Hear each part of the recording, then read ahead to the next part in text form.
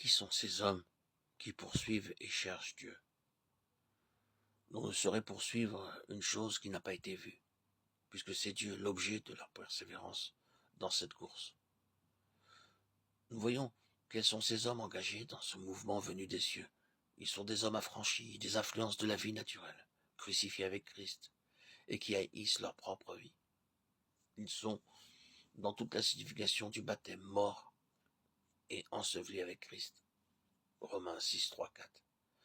Livrés sans partage, reconnaissant les droits souverains de Dieu.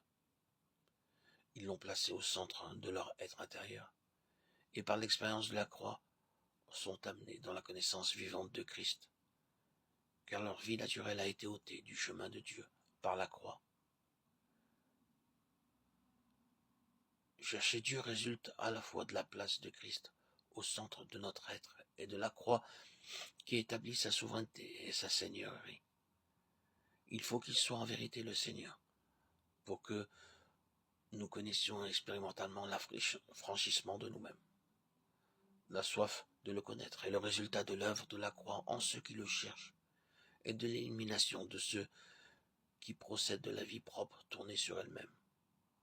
La profondeur de notre communion avec Dieu, vivant, ne saurait aller au-delà de la mesure de transparence opérée dans notre constitution par la croix.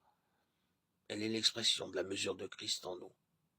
Poursuivre et chercher demande que nous soyons entièrement dans cette parole. Je cours afin de remporter le prix de l'appel céleste en Jésus-Christ. Philippiens 3,14. Car l'instrument pour cette restauration implique qu'il vive et marche avec Dieu dans une relation étroite, exempte de toute ombre. Dieu est attiré par ce qui convient et qui est conforme et propre à sa nature.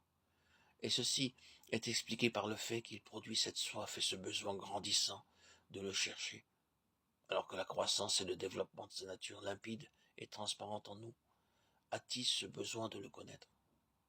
Nous saurions être engagés dans ce mouvement du ciel, à moins que Christ, en qui est incarnée la justice de Dieu dans toute sa signification, ne soit établi tout au centre de nous-mêmes, avec la croix, pour établir cette justice, éliminer l'ancienne création, nous rendre semblables à lui, limpides comme du cristal, et nos pieds semblables à ceux des biches, Habakkuk 3,19. C'est le triomphe de la résurrection, de l'incorruptibilité sur le mélange.